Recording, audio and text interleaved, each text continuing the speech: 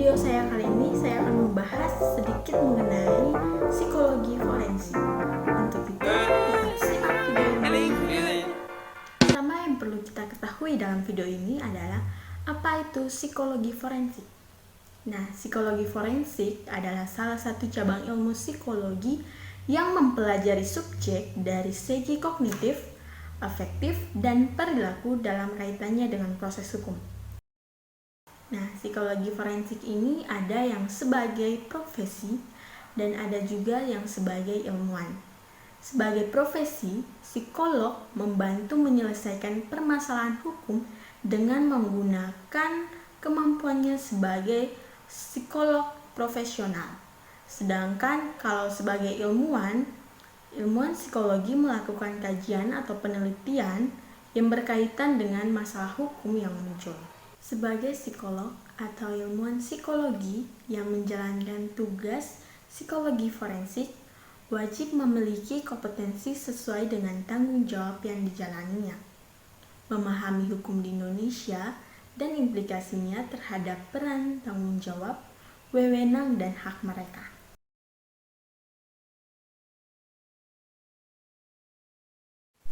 Yang pertama di kepolisian, psikologi forensik membantu proses penyelidikan terhadap tersangka maupun pada korban. Yang kedua di kejaksaan, di mana psikologi forensik membantu layanan psikologi terhadap terdakwa dan saksi korban. Yang ketiga di pengadilan, psikologi forensik memberikan keterangan secara lisan sebagai saksi ahli terkait dengan pemeriksaan maupun tidak adanya dokumen pemeriksaan. Yang keempat di lapas dan bapas, di mana psikologi forensik yang pertama melakukan asesmen saat awal masuk dan intervensi.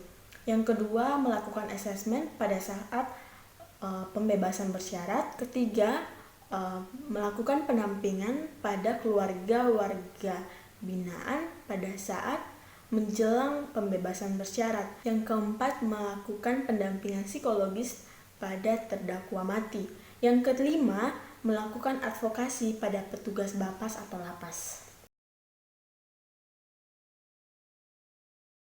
Kompetensi yang harus dimiliki profesi psikologi forensik adalah yang pertama memahami hukum, terutama yang terkait dengan pidana atau perdata dan hukum acara pidana atau perdata minimal yang berkaitan dengan kasus. Yang kedua, mampu menerapkan psikologi dalam permasalahan hukum.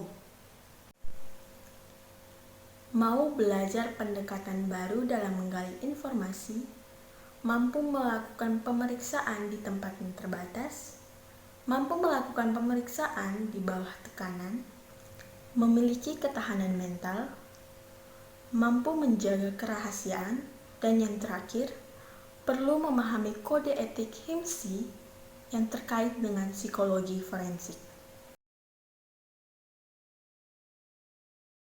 Nah, psikolog adalah seorang ahli psikologi, namun psikolog secara khusus merujuk pada seorang praktisi psikologi yang telah menempuh pendidikan profesi psikologi. Untuk menjadi seorang psikolog forensik, kita harus memiliki sertifikat sebutan psikolog atau SSP, dan kita juga wajib memiliki surat izin praktik psikologi atau SIPP sesuai dengan ketentuan undang-undang yang berlaku. Setelah kita mengetahui 3 hal di atas, ada hal lain yang berkaitan dengan psikologi forensik, yaitu seperti penelitian. Contohnya,